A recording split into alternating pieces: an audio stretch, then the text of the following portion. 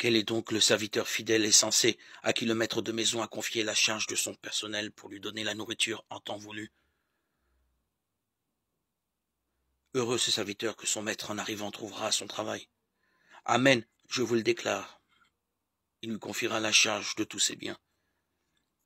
Mais si ce mauvais serviteur se dit « Mon maître s'attarde », et s'il se met à frapper ses compagnons, s'il mange et boit avec les ivrognes, son maître viendra le jour où il ne l'attend pas et à l'heure qu'il n'a pas prévue.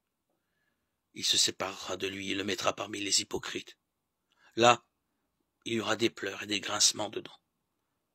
Matthieu 24, 45, 50. Prenez un bel arbre, son fruit sera beau. Prenez un arbre détestable, son fruit sera détestable. Car c'est à son fruit qu'on reconnaît l'arbre. Enchance de vipère, comment pouvez-vous dire des paroles bonnes, vous qui êtes mauvais? Car ce que dit la bouche, c'est ce qui déborde du cœur. L'homme bon dans son trésor qui est bon prend des choses bonnes. L'homme mauvais dans son trésor qui est mauvais prend des choses mauvaises. Je vous le dis, toute parole creuse que prononceront les hommes, ils devront en rendre compte au jour du jugement. Sur tes paroles, en effet, tu seras déclaré juste. Sur tes paroles, tu seras condamné.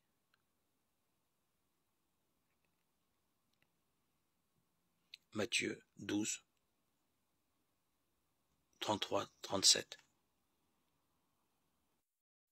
Chargé d'annoncer l'intervention divine créatrice du peuple nouveau, Jésus est, à l'image des grands prophètes, le souffre-douleur des hommes, transpercé à cause de leurs péchés. Isaïe 53, 5. Il est objet de mépris. Rébut de l'humanité. Isaïe 53, 3. Déconsidéré et méprisé, homme de douleur, et connu de la souffrance, sans visage, frappé de Dieu et humilié, écrasé, frappé à mort, livré par Dieu, compté parmi les pécheurs, transpercé à cause de nos péchés. Ces formules inlassablement reprises manifestent à quelle profondeur le serviteur porte jusque dans sa chair le poids du péché de ses frères. C'étaient nos souffrances qu'il supportait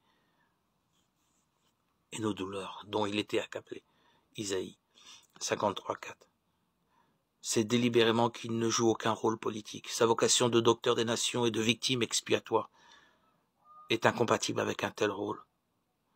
Le voilà devenu l'innocent, bafoué, tourné en dérision. Rebut de l'humanité. Isaïe 53, 3. Lui qui se tient ferme sur le plan de l'absolu, celui de la volonté divine. Il déconcerte tous les hommes qui, consciemment ou inconsciemment, refusent de vivre à ce niveau. Oui, le serviteur, c'est l'innocent, celui qui n'a pas goûté au mal, acceptant librement par-delà moquerie, sarcasme, mauvais traitement, le rejet dont il est l'objet de la part des hommes. Ce peuple m'honore des lèvres, mais son cœur est loin de moi, se plaint Jésus en reprenant Isaïe 29, 13. C'est la plainte constante des prophètes. Mettre sa sécurité dans les œuvres, dans les actes, dans le faire. Mettre l'accent sur des pratiques, des exercices, comme les pénitences corporelles. Et devenir ainsi formaliste.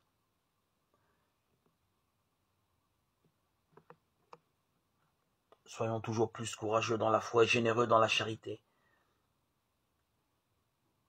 Et laissons Dieu nous parler.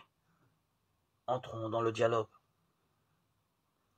Grande est la paix de ceux qui veulent et aspirent à connaître Jésus. Jamais ils ne trébuchent. Leur espoir est en Christ. Ils attendent de lui le salut.